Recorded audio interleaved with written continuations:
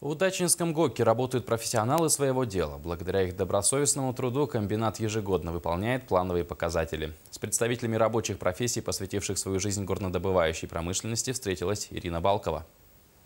Акционерная компания «Алроса» всегда гордится своими работниками, внесших огромный вклад в развитие алмазодобывающей промышленности. Их имена золотыми буквами вписаны в историю становления предприятия.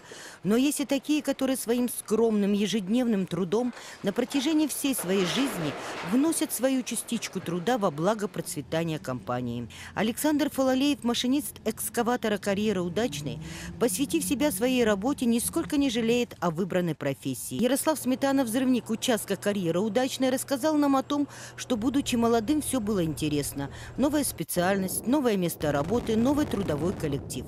Работа взрывника ему казалась особенной, и он решил себя испытать на этом поприще, о чем сейчас уже с высоты прожитых лет говорит с особой гордостью. Эта работа и тогда, и сейчас приносит моральное удовлетворение.